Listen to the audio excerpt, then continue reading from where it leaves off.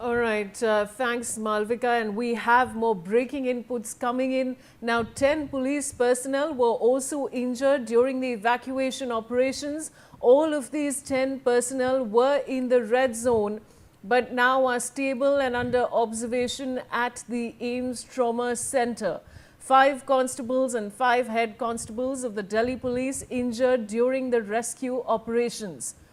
This is the latest we're getting you, and I have Manohar Kesri joining me with the latest updates. Manohar, आप हमें और क्या जानकारी दे सकते हैं?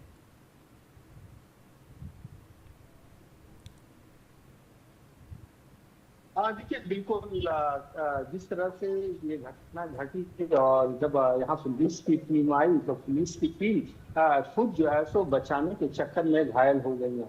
उनका भी अस्पताल में इलाज चल रहा है, क्योंकि अगर आप देखेंगे तो जो गेट था इस होटल का, वो गेट एक ही एंट्री गेट था और सामने से पूरी तरह से शीशे से पैक था।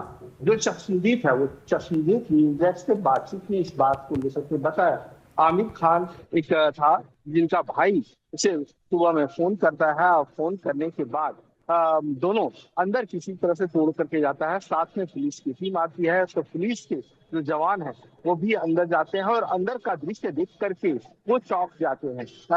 वो अपनी जान के परवाह किए हुए ऊपर का शीशा तोड़ते हैं फर्स्ट फ्लोर का, और आग वहां से भी बाहर निकलती है। और इतनी ही देर में अगर हम कहें तो अंदर की जो स्थिति थी वो जो बात बताई वो काफी दर्दनाक थी।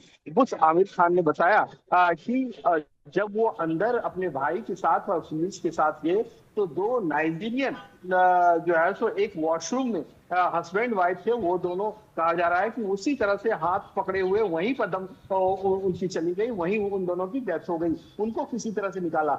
एक लड़की थी रिसेप्शनिस्ट के पास बैठी हुई, वो पूरी तरह से जल गई थी, अंदर पूरी तरह से जल करके राख हो गया था। तो ऐसी स्थिति में जान बचा दूसरे के जान बचाने में कई पुलिस वाले भी घायल हुए। जी बने रहिए Manohar, and now viewers, to take you through the geographical details of where the stay really is, I'm going to go back to my colleague Malvika.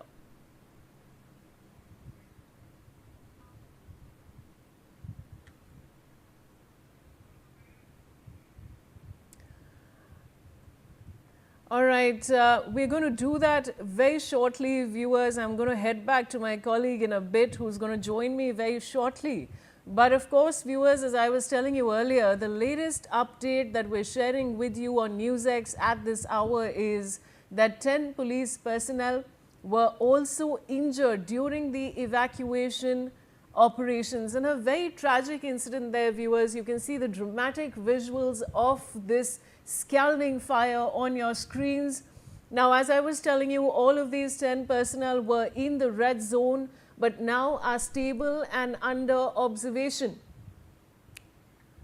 at the AIIMS Trauma Center. मनोहर, जैसे हम बता रहे थे, जो injured police personal हैं उनकी क्या condition है अभी?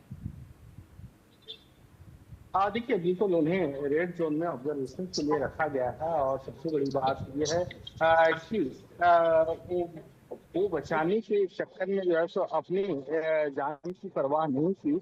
और उसके बाद जो एम्स ट्रॉमा सेंटर के स्पोक्स पर्सन है, प्रोटोकॉल चेयरमैन है, डॉक्टर रीमा दादा ने बताया है कि 13 लोगों को वहां पर लाया गया है। वो सारे पेशेंट्स हैं, और उसमें जो हमारे सोशल बचा रहे हैं, कई पुलिस पर्सनल भी हैं, कई जवान हैं, कई फायर जो हम कहें तो फायर ब्रिगेड के कर्मी भी बताए जा रहे हैं।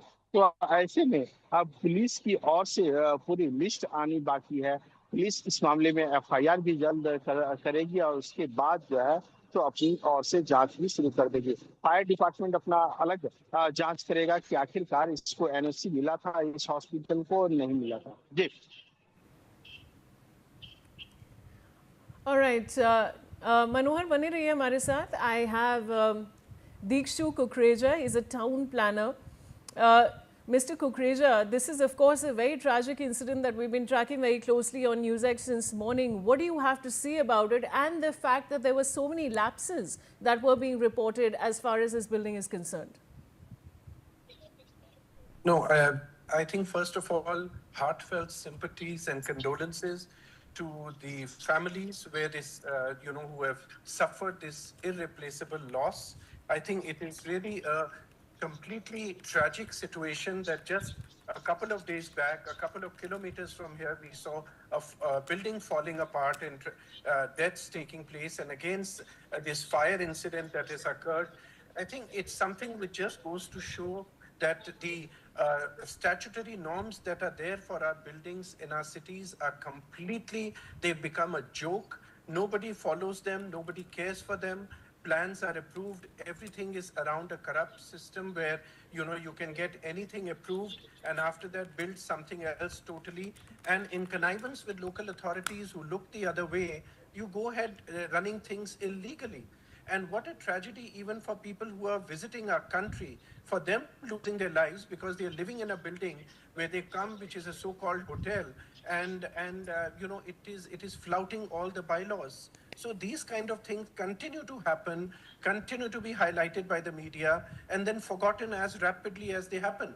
So this situation needs to change, and it will only change when we start taking exemplary action against people, especially beginning with officials who look the other way or who in connivance with such scrupulous builders go about creating these things in our cities. How are we making these cities smart?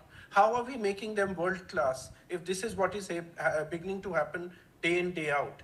So I think we need to really exemplify people who are corroding this system. Right, Mr. Kukreja, viewers, I want to take you through the lapses that have come about as far as this incident is concerned. This operation was beyond the license capacity. There were lack of adequate fire exits. Questions over the NOC fire safety compliance are being raised. Mixed-use occupancy, restaurant and hotel with potentially higher fire loads. Emergency access challenges in dense urban areas and enforcement failures is what we're really talking about. As I was speaking to Mr. Kukreja as well, Mr. Kukreja, like you're saying, the fact that this property is licensed for a smaller number of rooms and is operating on allegedly more rooms without planning authorities noticing, this is absolutely shocking. My question to you is that do you now feel that it's high time that there should be a clampdown on all of these kind of operations that are happening, not just across the city, but as a country, but in a country as a whole? As a whole, I agree with you.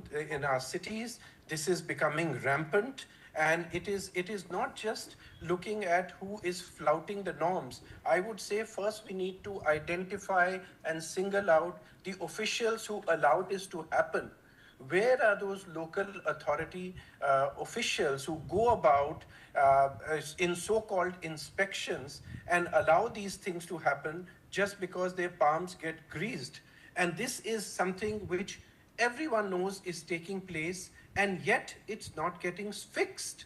So it's time we look at that. It's time that these people who are suspended for a week or two and then happily come back on roles of the government, they are exemplified, they are thrown out of the job, they are punished because these are deaths taking place. And this is completely unacceptable. And if you look at the national building code which we have, the latest one that has come, it's been given a new name, but it's completely exhaustive. It's world class in the kind of rules and regulations that are set up there. But what's the point of having these things on paper when in practice, nothing is actually happening on ground? So on the one side, certain buildings go through this rigorous process of local approvals and get built. But then 95% of the rest of the built environment in our city is flouting the norms or is being built illegally. This is something which needs to be given serious attention now. That's very right, Mr. Kukreja. And this particular area of Malviya Nagar in Delhi is an extremely crammed area in general. You have wires hanging, you have a lot of fire hazards there. So this needs to really stop because as you're mentioning, this is leading to loss of lives, and only families, viewers of these people can understand what this really means. But now to take you through the geographical details of where the stay is, I will go back to my colleague Malvika. Over to you.